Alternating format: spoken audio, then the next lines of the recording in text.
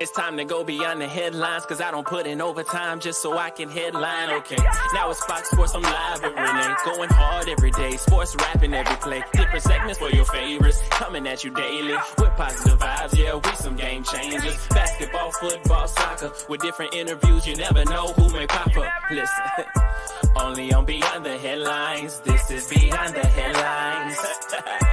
Only on Beyond the Headlines. This is Beyond the Headlines.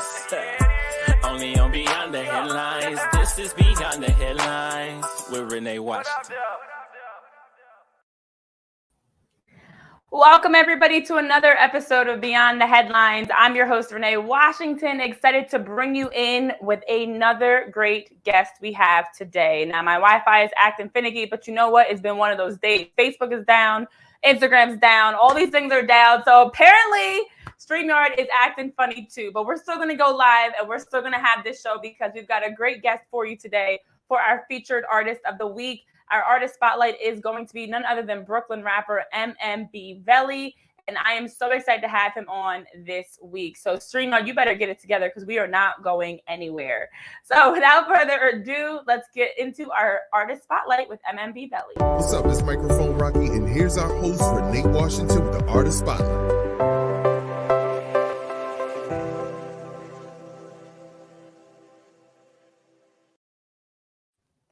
Hello, how are you? What's good? What's good? What's going on? Thank you for having me.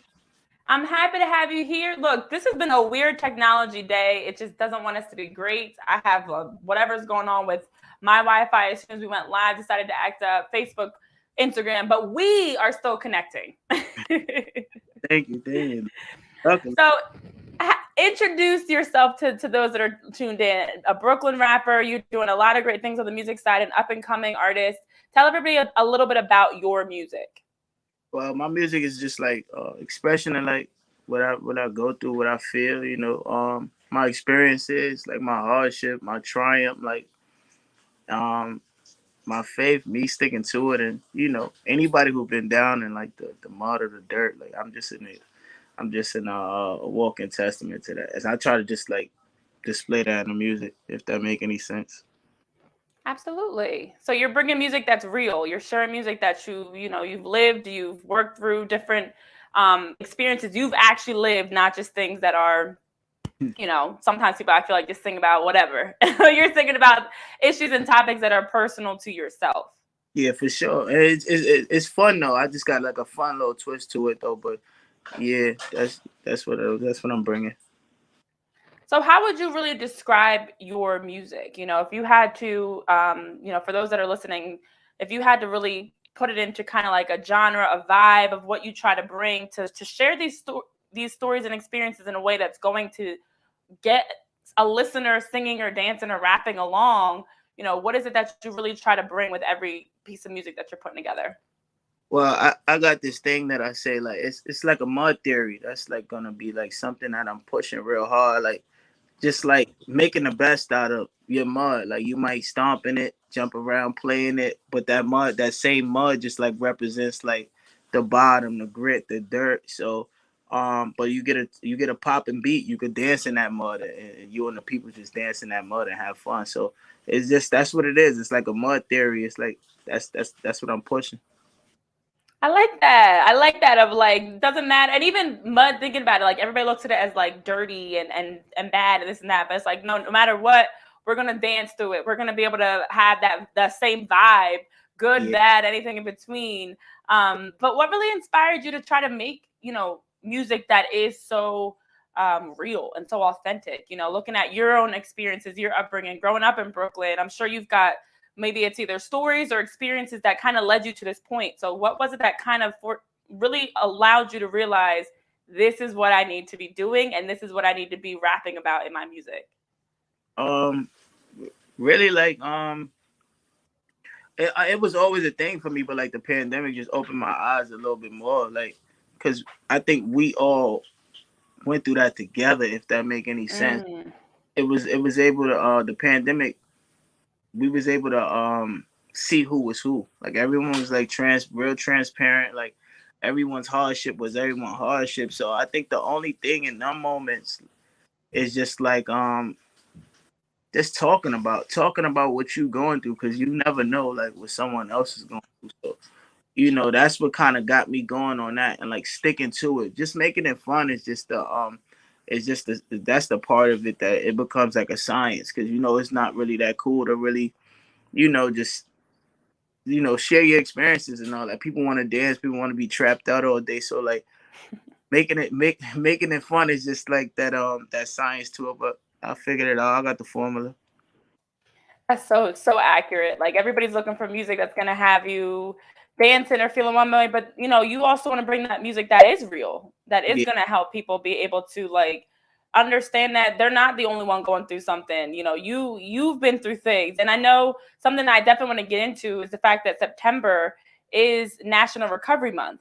hmm, And that's something that you're very big on, is to be able to shine a light on drug addiction yeah, and your own experiences, you know, being in a family of you have five siblings, yeah, and then just your mom struggle with her addiction. You know, that's got to be hard to be vulnerable too. Of I can't imagine that's easy, of kind of putting that out there when it does come from a place of frustration, hurt, yeah. sadness, to be able to convey that in your music. So what made you be so comfortable being transparent and vulnerable, sharing about your own experiences, you know, as your mom has battled drug addiction? It wasn't easy. Like becoming transparent about it. It was just like, as I look around, I'm like, damn, like everybody going through something. Like, so it's like I can't run from my truth. My story is my story. I gotta own it. You know what I'm saying? Mm, Um, but what I realized is, me being more open about it, I started to like encourage more and more people to be open about what they peoples are going through, and our conversations got better, because we all grow up in the hood, and we act like inside our home is like this superficial place, but like, you know, once we start kicking it about what's really going on in the home, it's like, damn, I'm going through that too. So like, the thing that really made me open up about it, um once again, just living in my reality and living in my truth. So that just really made me open up about it. Like, it was nothing really too extra. No. yeah, and I like what you shared about the fact that it's realizing I'm not the only one going through this. You know, there are other people that are working through this too, and maybe not as openly talking about it, but are Hmm. also dealing with whether it's drug addiction or whatever may be going on behind closed doors. And you even said that around the pandemic, that it really opened your eyes to that, of the fact we're all going through something.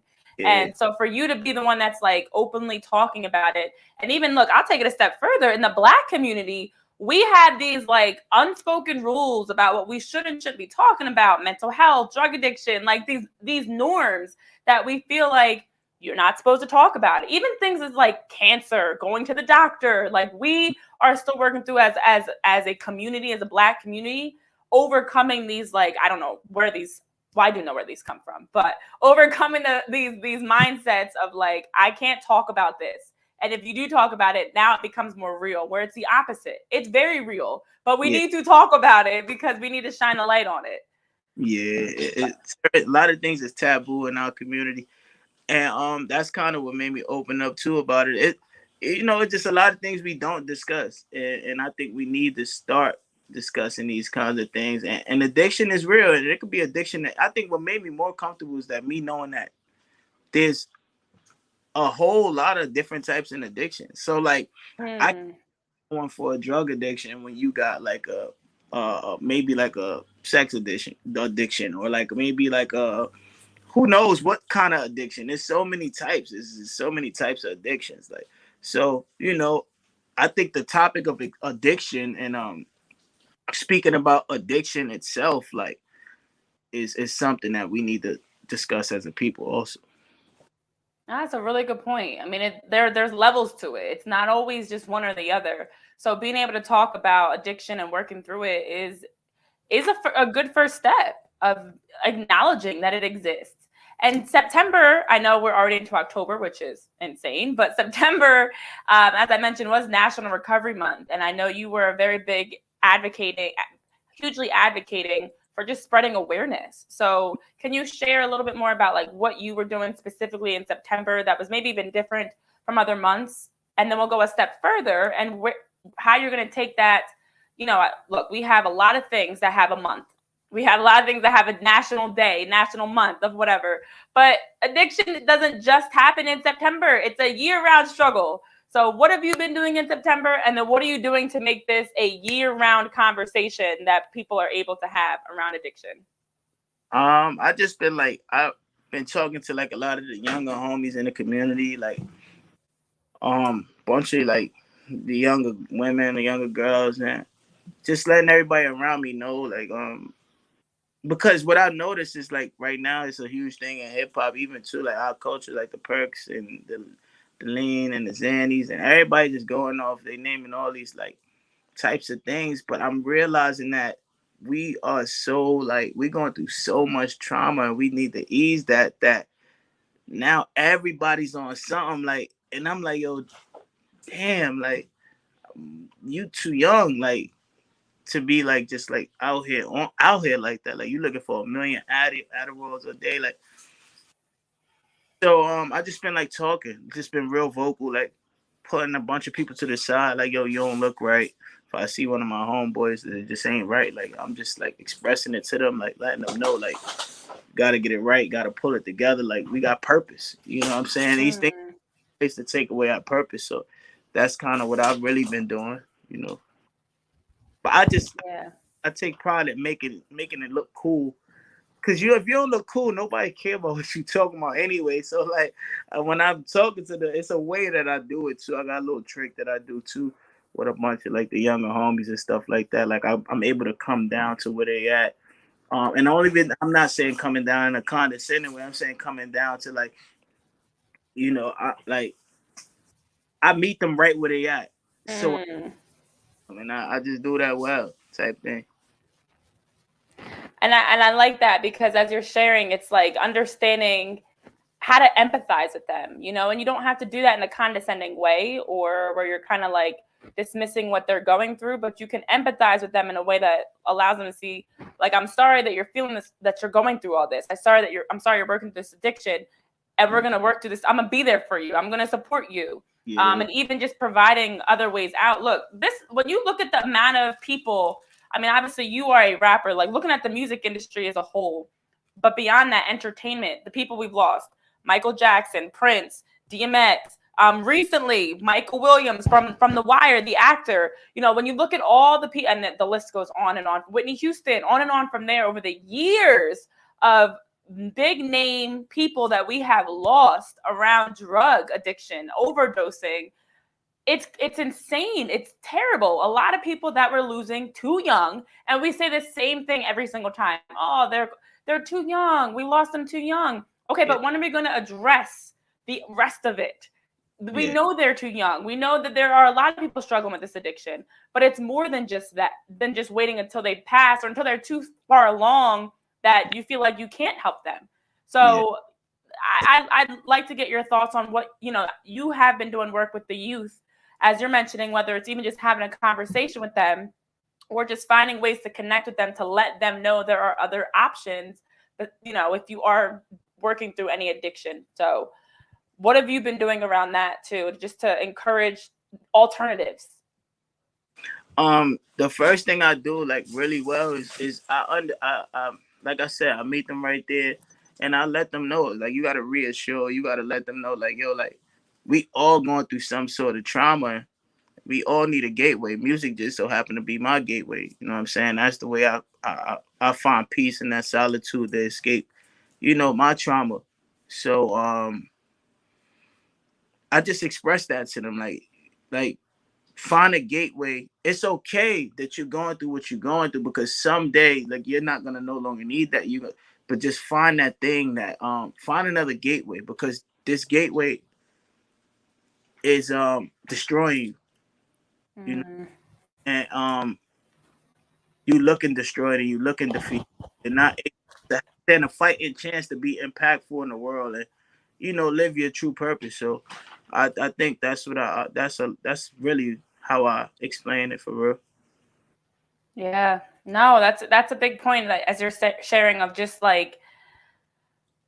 meeting them where they are, understanding that this is temporary, whatever you're feeling, whatever you're working through, and we're going to get through this together. You know, I'm going to be there for you. I'm going to support you through this.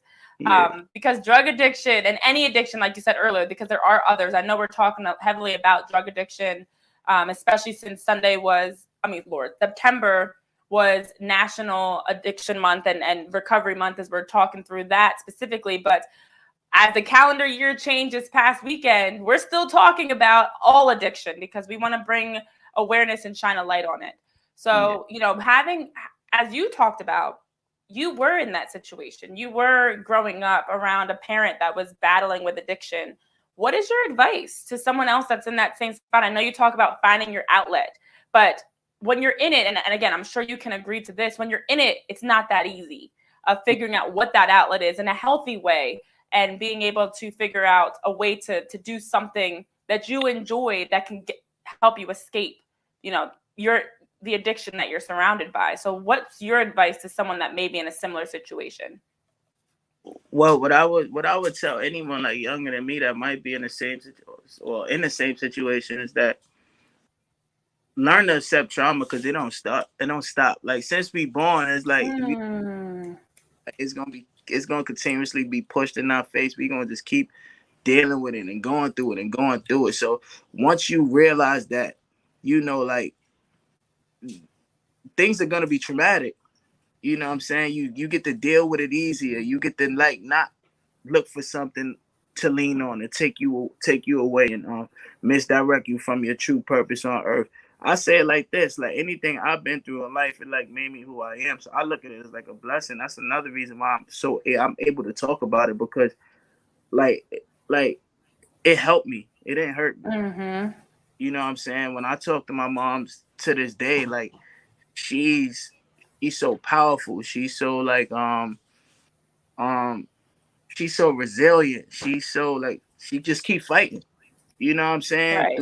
All trial error. You know, like in the people like my pops, you know, he didn't deal with that issue, but like he taught me resilience. He taught me like just to keep going through it. So that'd be my message. Like, you know, like your trauma is everyone else's trauma. Everybody going through the same thing. We deal with the same things in our communities. So just embrace that trauma and live your real life and find your purpose. And that's the hard truth that I don't think enough people really realize until you do get older. You know, we sometimes look at the trauma and the tragedies, and I'm not saying that you have to welcome them with a smile because they're never easy, but it is understanding that everyone is working through, like you said from the very beginning, everyone is working through their own challenges, adversity, and traumas in life. So regardless, you know, whether you're growing up in Brooklyn, I'm in New Jersey, you're somewhere else in the world, black, white, whatever it may be, there are a lot of issues that we are working through. And the pandemic definitely did bring more awareness around the fact that people being at home more, being more transparent. Now you're seeing more in their houses. Like I don't know about you, but I've seen more people's living rooms and houses in the last like year than I ever have, where you start to see how they're living and how they're, you know, everything. So understanding the traumas of life, the harsh realities of this world that we live in, is never going to be easy. Yeah. I think my eyes on that also was like going on Clubhouse. So everyone's talking and then you hear the stories, you hear like certain people not even able to hold a conversation. And that's a direct result of their trauma. You know what I mean? So they're not listening to listen, they're listening to respond. You know what I'm saying? Like those are the kinds of things. That's all different types of that's trauma. That's that anger buildup. That's what that is. So like, yeah, Clubhouse definitely opened my eyes. Because when it was a pandemic, we had no choice but to get closer with one another. So yeah.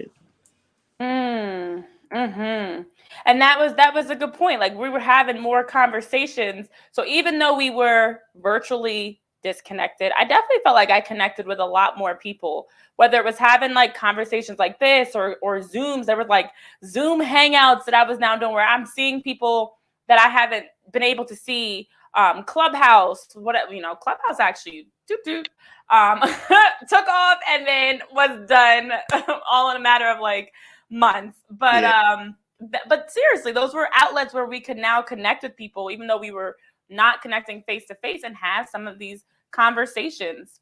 But I like your advice that you're sharing about anybody that is working through trauma, whatever that may look like, especially as someone that grew up, seeing your mom battle her addiction, of just kind of that gut check, that harsh reality of like, you gotta almost man up and figure out a way to work through this. It's not going to get easier. That's the harsh reality of it. Like, nobody's going to give you anything. It's not going to get easier. You have to get stronger. That's what changes as you get older.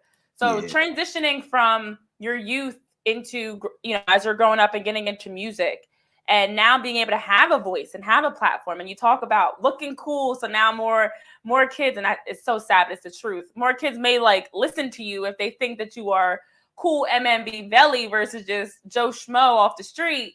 So really embracing that role. Tell us about just kind of that work that you've been doing now in your music to continue these conversations. You talk about the pandemic being a big boost, but now like what's next to continue these, conversations and continue to grow your music?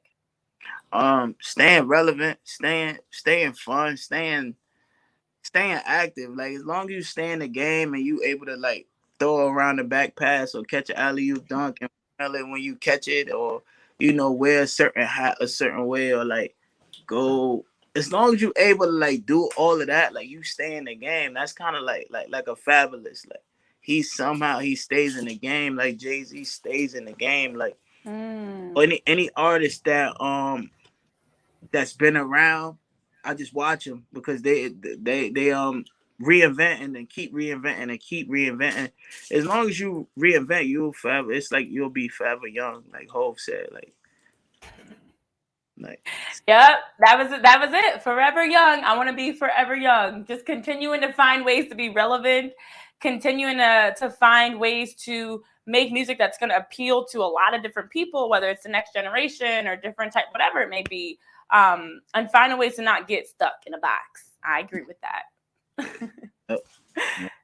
That is great. That is great. So, as we've been talking heavily around drug addiction, around your advice, I'm interested to know who's inspired you. We've been talking a lot about you helping to extend the olive branch to others. Who are some of the artists that have inspired you? And I'm sure I know one of them, but the artists that have continued to inspire you as you've been able to step into your music career. It's been a lot. It changes. It varies. Like, like it'd be like Hov, it'd be like Tupac a lot. It'd be like it varies. Like, it'll vary. Like, I listen to like Anita Baker because it takes me back to times where my mom was cleaning the house, and she was in great spirits cleaning the house. She felt good about herself cleaning the house and playing Caught Up in the Rapture and all of that. Even every so often I throw that on and just listen to it. DMX, like he went through his thing. So like I find like the artist that has like a real, true, authentic story. I just pull inspiration from everywhere. I pull inspiration from everywhere. I look at people that don't even know me, and I can look at them and have a conversation with them, and they don't even know they inspire. I know how I do that well. Like, I'll listen to someone's story and then like, damn, okay, cool. You just inspired me. Like, you just pumped some different kind of life into me just now. Like, now I know I got to do it for you. So I'll go out and And what I like about, first of all, I was not expecting Anita Baker. I was expecting Tupac. I was going to say Tupac for sure, because when you talk about your mom battling addiction, and I think of Dear Mama, like a lot of Tupac's music directly correlates with a lot of what you've been sharing, and your own experiences. I knew Tupac was probably going to be in there for sure. But also, as you're saying, like, aside from having inspirations as an artist, you also have inspirations of like positive memories. Like someone like Anita Baker, it's so funny you say that, because whenever I hear Anita Baker's music, and there are certain songs I listen to, I always think about when I was a kid. And like my parents playing that music. Like I remember we had this radio station in Jersey, and it was like Quiet Storm. Like every time at night when I was coming home from somewhere with my parents, that would be playing. Do do do. Like I can remember it word for word. I don't know if that's in Brooklyn. Does that sound familiar? Yeah, I used to be coming home. Right. I'm in and out my sleep. I'm like, when are we home yet? But you hearing that's it. Yes. Yeah. So whenever I think of like that, do do do do do do do, quiet, like all that, when you were in the back seat, falling asleep, in and out of sleep, on those car rides home, and mom and dad or dad were driving, like those types of memories are also inspiring. Of like remembering where you come from. You talk about it, your mom being in the kitchen cleaning, or I even think about like cooking, or like just sitting around talking, whatever it is, and Anita's playing in the background. So the inspiration is deeper than just directly influencing you as an artist, but also just to remember those positive moments for sure. Yeah. Man. So that's a big part of now what you're able to do to pay it forward. You know, if you had to, and I know I asked you this and we talked about this a little bit in the beginning, but looking at your music moving forward, like what are you working on? Can you give us a little sneak peek into what you've got going on so that people can start to be on the lookout for some more MMB Velli music that they can check out? Yeah, it's so it's gonna be a combination of things. It's gonna just that mud theory like that. Me able to give you, all right. So if I could put it in, we'll go like this, right? So a kid like in, let's say somewhere out Africa, that you see the mud, you could bathe in the mud, you could put the mud on your face, let it exfoliate your face. You could also, that mud is there as a representation of dirty water, but when they hear a dope beat, they getting crazy to it. They wilding. Like, so my album is gonna be that. My album is gonna be like, you could pick the mud up and, you know, you could look at the mud, know it's dirty, you from the dirt, you from the bottom, but you could pick that mud up, put it on your face, let it exfoliate your face, wash it off. You could dance in that mud. You could do whatever you want, and that's the theory of the mud. That's like mud. That's like the mud theory. So that's what that's gonna be. So what I have a record for anything you could kind of do with the mud, and that's how I'm approaching my that's my creative process in making this project. So please tell me there's somewhere in there something about being stuck in the mud. Yep. But I like it because like you were sharing before, when you think about mud, you think about it when after it rains, it's muddy, or it's on your feet and it's like an inconvenience and it's gross and I don't like mud and I have to get rid of it.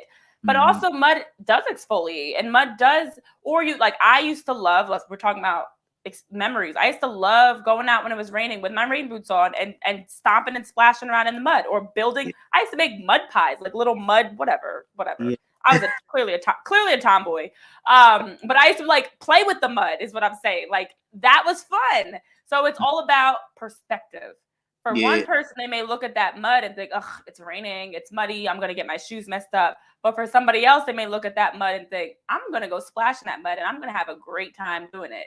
So I like that concept, because as you're sharing it, even just as changing your outlook and your perspective of understanding there's always going to be mud, but how are you going to approach it? Are you gonna be grossed out by it, or are you gonna go embrace it, exfoliate your skin, play in it, whatever, splash in it? That's deep. That's deep. Somewhere so is there unfortunate kid somewhere, you know, playing in that mud. And I could make the analogy to, I could say a kid in Africa, right, stomping around in the mud, playing in the mud, and I could say it's a kid in my project right now. He don't really have the mud in the project, but the project is the mud, and he's making the best out of his situation too. So the mud, that's what the mud is to me, like type thing. Yeah. And so as you talk about, it's funny that you are so heavily talking about mud, because it really is something I never thought of. I'm very big on like changing your perspective, you know, understand the grass isn't green on the other side. It's where you water it. And that's a lot of what you're sharing, of like embracing where you are, meeting people where they are, embracing where you are, and then changing your perspective around that. And I have to imagine you probably weren't always like this. What was that switch for you? I know we've talked a lot about growing up and your mom's addiction, and you have 5 siblings. You come from a very, I have 3 siblings. So I always say my family's big, but you come from a big family as well. Like, where in this was the switch? Because I don't think, and I could be wrong, MMB Velli came out the womb with the theory of mud. So what was that switch for you when you started changing your perspective to embrace the mud instead of being annoyed or fearing or frustrated by the mud? Well, I always really been I always like been like a youngin' that like just I always didn't like, how can I put it? I always was real observant. I never was like the kid that was like real like, I wouldn't experiment before I observe. So I just sit back, I chill. But the thing that changed me is when I went to jail. I went to prison, and me being in there and watching a lot of dudes who I seen had life make the best of them circumstances, and me getting another shot to like come home. I'm seeing dudes do the most creative things in the world that I didn't even think could even be done. You know what I'm saying? Like I'm watching these dudes and I'm like, damn, they never got another shot at the world again. Like just listening to some of them, listening to these stories, and just having that open ear to just like take in the knowledge and the education and stuff. And even me just being in there, just wilding out, like just doing like the crazy random stuff, like fighting all the time. Like I had to like kind of like sit down and be like, yo, man,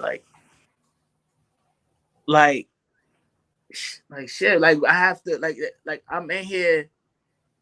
And it's dudes who never going home. Like, I'm taking this for granted. So when I get back to the town, like I gotta make the best out of whatever, no matter what I go through. Like I have to make the best of it. And right then and there is when I started like really embracing a whole bunch of things. Like, you know what? Okay, that one is on drugs. All right, cool. Let me have a conversation with her. Let me reassure her that okay, I understand what you're going through. I'm not gonna shame you. I'm not gonna publicly shame you. I ain't gonna do none of that. Like I'm here with you. You know what I'm saying? Like I explained to my homeboy the other day. Especially when dealing with people with addiction and stuff like that, I've learned that, like I look at it like a woman dealing with a man or a man dealing with a woman, and one of them got the other hooked on drugs. And it's okay, go ahead, keep going back, y'all in a toxic situation, whatever. Soon enough, you're gonna get to the point where it's gonna be like that last smash, and that last smash, like you're gonna go and you're gonna smash that last time, but only you know why you smashing that last time, and that last time is for you to really be done with that person. So, that's kind of like how I approach it when I'm dealing with like people who like dealing with heavy addictions. I don't shame them. I understand them, and one day you're gonna get to that last smash where it's like, you know what, this ain't it, because it happened to me when I was in prison. I'm like, yo, this ain't it. Like this ain't life, man. Like at all, women like it's nothing in here, like there's no opportunity. Rest of the world, it's nothing. Like, yeah, I woke up mad every day in there, so I'm like, nah, I can't do this. So yeah, that's how long were you in prison? I was in there for like 5 years, for real. Yeah, 5 years, but I missed some pivotal years in my life. So that's what I think that's what it was also. Like I missed them years where I should have been in college, or I should have been in the Air Force, or I should have been somewhere else. But I'm not mad at it. You know what I'm saying? I'm not mad at it because what I also realized is that all of these things are institutions. You know what I'm saying? I had friends who was in college at the same time I was in prison, and they was eating soups like me. You know what I'm saying? They was eating like they was eating the same stuff, and I'm like, yo, hold on, you go shopping on the set, like, okay. I had a friend on the same thing. I'm like, yo, what the, like, this is all institutions, like, so we all just get institutionalized in different ways, like, to be a part of society soon, like we a part of society soon. So at that moment, I'm like, you know what? Let me start being a person to make it cool to just like, just think outside of the box and, just reassure everybody. I just found my purpose. That was really it. Like, I found my purpose. Yeah. Wow. So it's interesting because as you were sharing, it took you seeing people that had nothing and were still going about their days, making the most of it. As you talk about, if you're in prison, the women, no, you can't, you don't have access to whichever meals you want.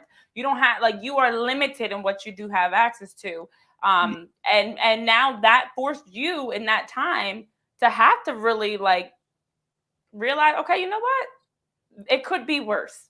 Yeah. And I'm going to make it better, you know? But then also that analogy of the fact that you saw friends of yours and people that you knew around the same age dealing with their own prison, even though they were quote unquote free, but they were still working through their own challenges. And so I always believe in the fact that, like, yes, there's the physical prison where you're physically behind bars and you're physically limited and you know you don't have access to any and everything. But you could be walking around these streets free as a bird and still be in a prison where you might be dealing with, like you said, maybe it's an abusive situation. And I know it is also Domestic Violence Awareness Month this month too. It could be an abusive situation. It could be where you are dealing with financial insecurity. There's so many things, addiction, as we're talking about that too, that you might be free by society standards, but mentally or emotionally not be free.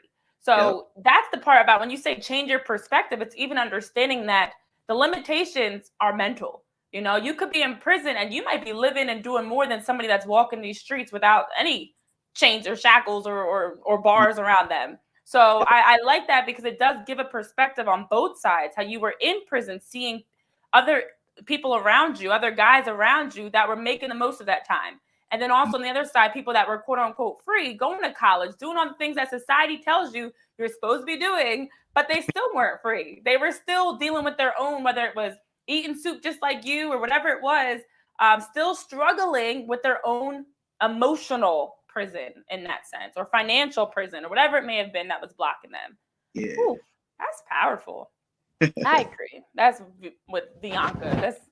Thank you. That's flames right there. But I had a feeling. I was trying to pull it out of you. I finally got it out of you that there was something major that shifted, because I didn't know you went to prison, to be honest. Yeah. You had that very well on your bio. I had no idea, but I had a feeling there was something that shifted in your life. Yeah, most people don't know, because I don't like the cliche rap story type thing. So like because everybody's a rapper these days anyway. So it's like when they hear you're a rapper, okay, cool. Like he's probably went to jail, going to jail, or just out here wilding.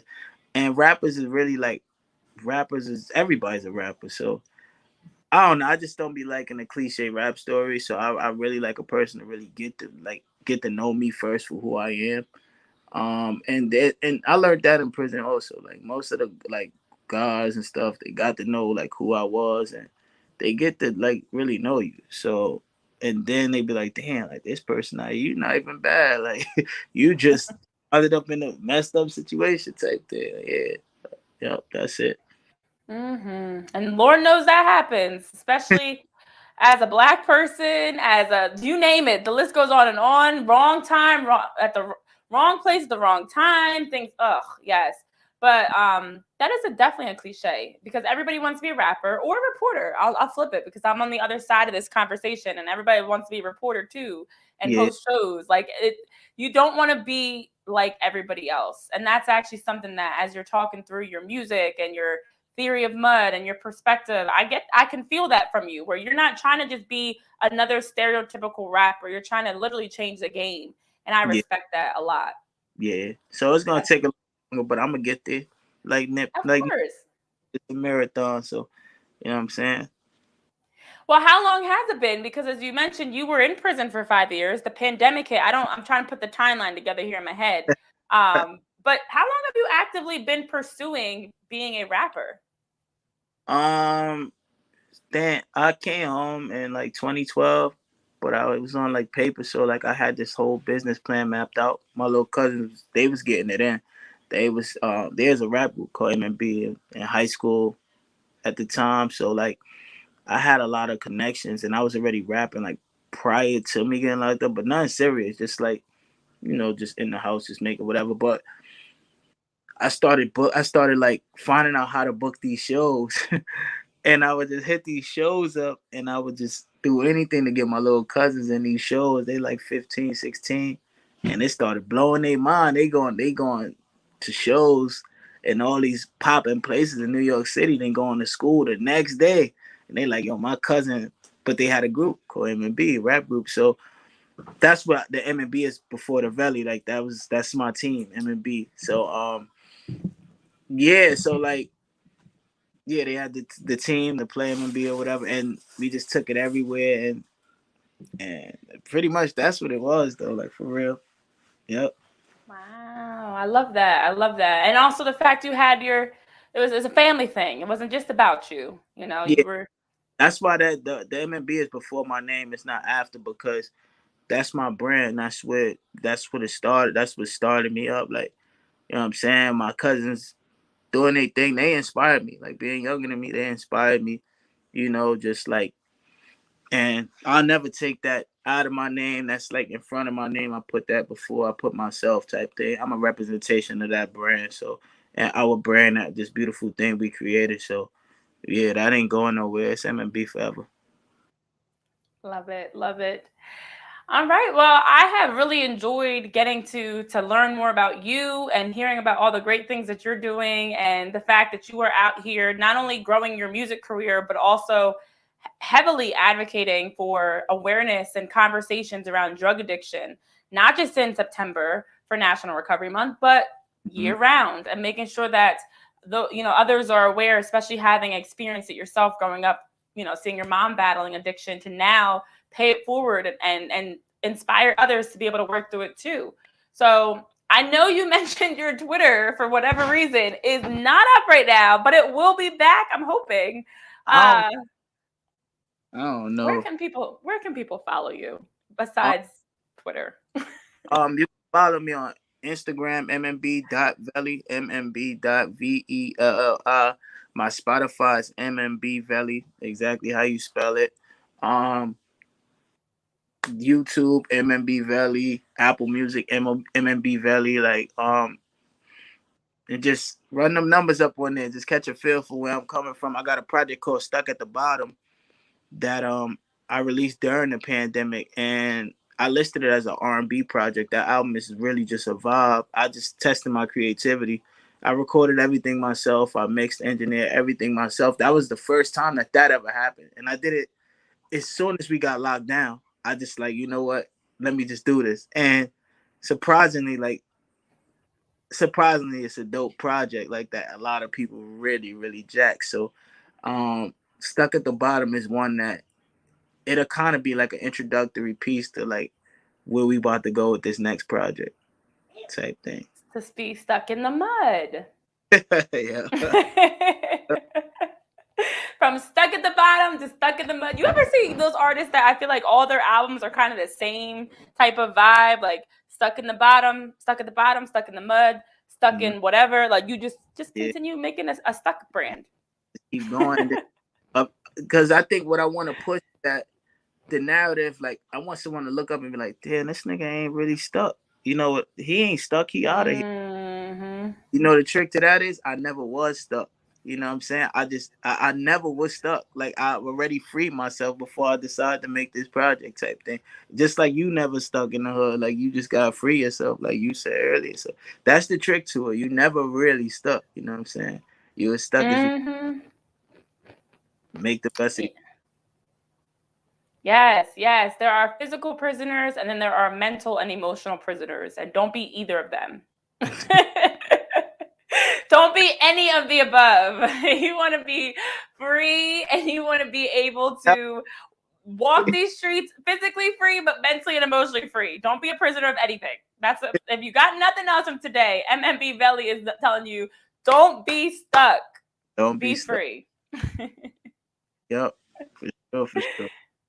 Oh, well, I really do appreciate this, because I know we talked about your music as well, which is great to see all the projects that you're working on. And even as you're talking about doing it all yourself, which is remarkable, with your Stuck at the Bottom project. But also, just like I said, the work you're doing on the humanitarian side as an advocate to help promote, these positive perspectives and outlooks. It says a lot about you. So thank you so much for taking time to join us here on Beyond the Headlines. It's been a pleasure getting to know you. And I have a feeling we're going to see you stuck as a millionaire, stuck as a, like, stuck winning a Grammy or like I don't even know, whatever, any award. Like, that's going to be the next project. Stuck at the top.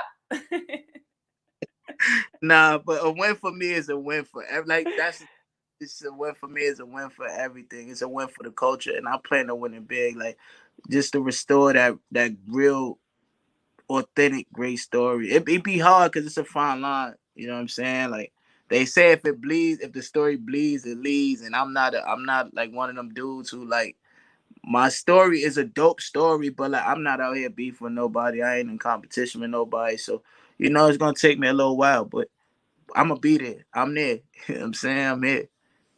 Yes, we're going to see you stuck at the top. I like that. It's a competition against one person, yourself. That's how I'd like to look at it too. Forget the whole drama, clickbaiting of all that stuff. Nah, we're doing things the right way around here. Yeah, sure. Yes. Sure. Well, thank you so much from Brooklyn, our featured artist of the week and our artist spotlight, MMB Velli. Please be sure to give him a follow again at MMB Velli. MMB.Velli on Instagram, Twitter. We don't know what's going on there right now, but I'll figure that out. And then on Spotify, you can give him a follow to check out his music and check out all the great things that you are doing. And for everybody else tuning in, if you have not already, of course, hit that subscribe button across all of our podcast platforms. Be sure to follow us, YouTube, and all other social media platforms as well to keep up with the show for great interviews and talented guests like MMB Velli. So thank you again for joining me. Thank you for having me. Yes, and thank you all for tuning in. I'll see you guys next time. Gang. Only on Beyond the Headlines. This is Beyond the Headlines. Only on Beyond the Headlines.